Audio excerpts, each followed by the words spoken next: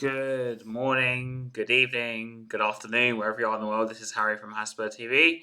So yeah, I haven't done a lot of videos lately because of the international break, and obviously England played a couple of games and I've won both games back to back with Harry Kane scoring 2 goals. Emerson got injured, so that's about the international news for you. But as you all know, Conte is supposed to be on his way out, which isn't really surprising considering he did only sign an 18-month contract. And if you read the reports from the papers, the players want him gone, just like they wanted any other manager gone before him. And yeah, so Nagelsmann is main topic of this video because he's the biggest link right now if Conte goes. I know some people have refrained from talking about Nagelsmann because Conte hasn't gone as of yet, and there is still a very small chance that Conte will be here by like the end of the season, but it's looking likely he's going to go. Apparently, it's by Tuesday, so we'll see what happens. But on Nagelsmann, a manager who's just been sacked by Bayern Munich, number one, he might not be able and want to come in at this point. There's even talks that he might wait till next season. He might push Ryan Mason into the last 10 games. Just like a repeat of Mourinho, which is kind of ironic because Conte and Mourinho are quite similar managers. They win trophies everywhere else but Tottenham. Okay, but let's actually get to the right to the topic. So Nagelsmann, yeah, he was sacked by Bayern Munich. His previous experience was at Leipzig, if I'm wrong, but he's a 35, 36 young manager. It's this whole narrative now of trying to push for a young manager because we've had these experienced managers that's not worked out at Tottenham. Well, I do want to raise a few points. So, number one, we did have young managers before Nagelsmann, and I'm not discounting Pochettino here just for a few minutes. AVB, who was, correct if I'm wrong, I think it was around the same age as Nagelsmann when he joined. And we kind of knew what happened with AVB. He kind of was stuck again with one player who kind of carried us, and Gareth Bale back then, who, to AVB's credit, I think he took Bale to another level. And in a sense, he was kind of forced to because, again, Levy didn't back him with players, but with the players he had, Bale had to be the centrepiece. There was even times in that period where Bale was kind of playing as like the false nine, and then he'd have like Adebayo or whoever it was the far up front, kind of holding the line and letting Bale do whatever he wanted. And as for AVB, we all kind of know what happened. He got the record number of points for us, which yeah, people look at it as a positive, but we did only finish fifth. And yeah, he had like players like Clint Dempsey and all this, and he tried to, you know, um, what's the word? Because high pressing wasn't as much a thing at that time, but he was kind of the early thinkers of that sort of white football, I remember. And he tried to impose that sort of play onto Spurs during that time period. But due to personnel and also just, yeah, just who we had at the time, it didn't really work. I remember he tried had inverted wingers or inverted forwards, having you call it at the time, in a 4-2-3-1. And I think Ericsson was the 10 at the time. And you had Sigurdsson as well, who was kind of like rotating off the left or in the middle. And you had, I think, Chadley on the left and Townsend on the right at the time, but they were like kind of like I said, inverted wingers. We had Soldado up front. This is obviously after Bale. And as you all know, the 7 players that we got at the time didn't really work out. And again, Navy was a young manager who came in with a lot of pedigree. He just won with Porto, like Mourinho before him. He was often described as a mini Mourinho, actually, AVB. And yeah, but again, it didn't really work out.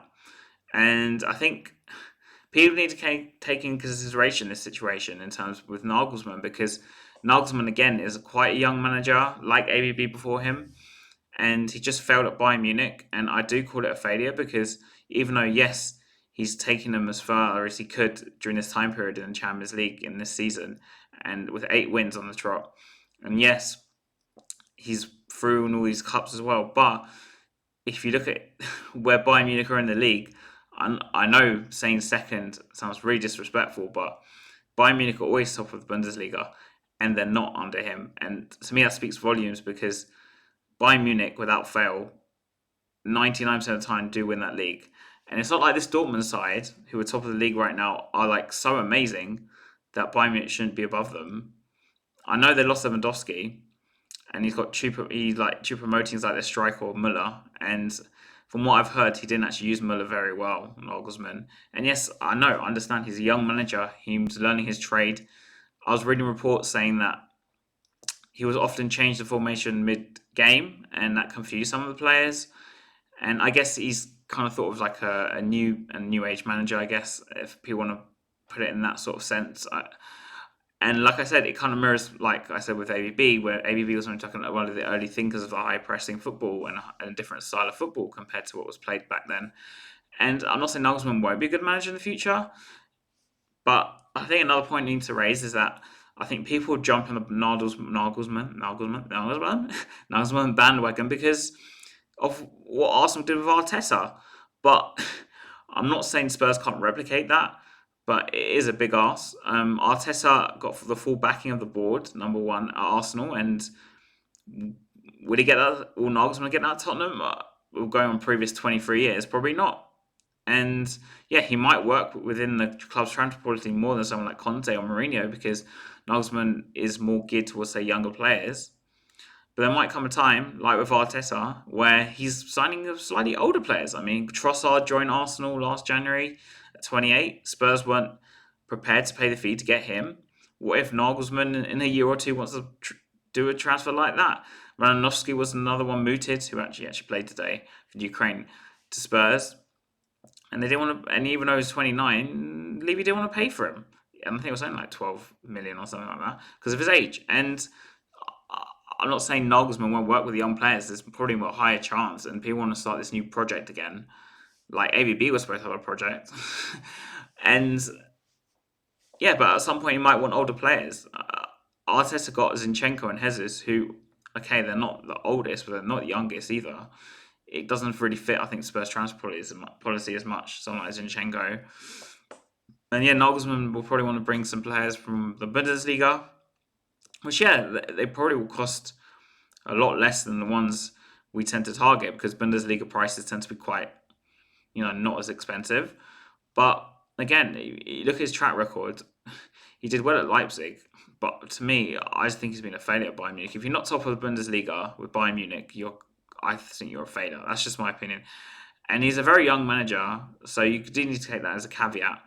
But like I said, I think a lot of people are jumping on this bandwagon with Nagelsmann because what Arteta's done at Arsenal, and will continue to do so at Arsenal. But Arteta was given the full authority to get rid of all the players he didn't want, like the Aubameyangs, the Ozils, who actually coincidentally on higher wages, and he didn't want them because they just didn't want to do what he wanted to do. And Xhaka was almost on his way out, but because he gave an ultimatum, go and work hard and come back, and you reap the rewards, and he obviously has. Does Nagelsmann have that authority to do that with players at Spurs? Because, like I said, a lot of the players at Bayern Munich weren't fond of him, I heard as well. And I know there's some that come out and say they are, but I mean, you're second in, like I said, you're second in Bundesliga with Bayern Munich, you're doing something wrong. And yeah, like again with Nagelsmann, as you can see in the thumbnail, I put Pochettino in there, and people may point to the fact that Pochettino is maybe a better fit than someone like Nagelsmann because Pochettino already knows the club. Again, though, with Pochettino, it feels like to me with Nagelsmann, people want to repeat what Pochettino did. Now, I'm not disrespecting what Pochettino did at Spurs because he did take us to second, he did take us to third, he were in the top four for all these years, but again, he didn't stand up to Levy. But with Pochettino, you did need to take into consideration he did have some sort of luck. Apart from Alderweireld and what's his name, Son as well, I think most of the players in that first 11 he used were at Spurs before he even joined. Vertonghen was already here. Walker, Rose, okay, he did kind of bring through Rose, but yeah, Lloris obviously was here before. Dembele, Dyer, yes, the old Dyer who played in midfield. He did sign Wanyama, yeah, he did sign Wanyama. Then you had Son who joined later on, and he can't. People forget that Son actually worked his way into the side. He didn't even start straight away. Chadley was there before though. He was kind of a starter in the early days under Pochettino, and even in his second season against Leicester. Then you had obviously Ericsson who was there before. And Delhi was signed, okay, under Pochettino, but I think it was David Pleat who authorised this. And obviously we had Harry Kane. So if you look at it, he didn't really change that much in terms of the first 11. And even the bench, his bench wasn't great, Pochettino's bench wasn't great. But he did manage to get rid of 12 players, of course, in one window. We got sold 12 players, like a proper clear out. And yeah, will Nagelsmann get that authority? If you hear about Dyer getting a 4-year contract, Lloris getting another 2 years, and then Son apparently is getting three. No, I don't know if that's to do with football. Anyway, let's not get to that. But it's like, will Nagelsmann get that same authority as Pochettino got? That's another question people need to ask. I'm not saying he's a bad manager. Like I said, Nagelsmann's not a bad manager, but to think that this guy's the answer to all our problems, it's like massive. It's just like, to me, it stinks of like, with Nagelsmann, you're either trying to repeat what Pochettino's done in the past, because that's where the whole youth, young manager, blah blah blah, or trying to repeat what Arsenal did with Arteta. Because with Arsenal did with Arteta, the difference is, like I said, is they bought a few older players like Trossard, Jorginho. Would Levy sanction those moves? If you look at Levy's track record, like I mentioned before, he hasn't. With Lamnowski and Trossard, he hasn't done those moves. But Arteta, yet he does want more experienced players too. And if you're going to repeat what Arteta's done, you're going to need some experienced players. The assumption with Nagelsmann is that you're going to bring him in. People are saying we need going to use younger and younger players, but in the long run, I'm not saying in the short term or the long term, just using young players won't get you results in this day and age. Maybe back in the 90s or the early 2000s, maybe having young teams like Arsene Wenger did, who did what he did, of course, is successful. But nowadays, there's too much money in the game. The young players will take you longer to probably develop, I think. And yes, I'm not saying Nagelsmann wouldn't do well at Spurs. Maybe he would. But again, to me, it's like, in my head, is you're trying to replicate Pochettino or Arteta or Arteta. Obviously, Arteta was successful because he got older players as well. And the assumption with Nagelsmann is that bring him in to use younger players, which, like I just proved just now, isn't totally the successful way of going around it if you want to actually win things, even at a club like Spurs. And like I said, he reminds me a lot of the AVB thing, because AVB managed a big club. He won the title at Porto. He came to England. He did succeed at Chelsea, which, okay, many managers didn't. But he came to a club like Spurs with some new thinking and blah, blah, blah, and it didn't work out.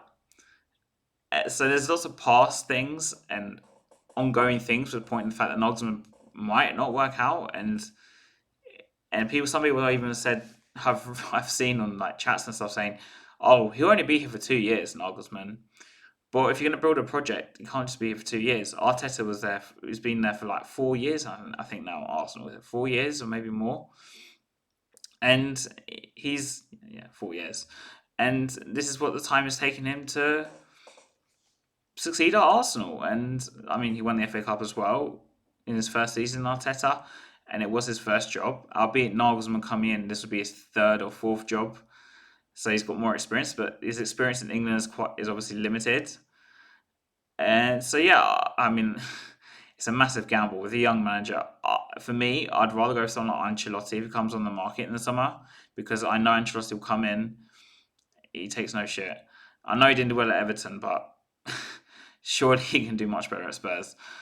And so yeah, like with Nagelsmann, I'm not saying I'm against it. I'm not saying I'm for it, but people need to take into consideration that young managers don't always equal the solution. And in an ideal world for me, I'd rather just keep Conte and actually back him. But we all know that's not going to happen. But yeah, let the managerial merry-go-round go again.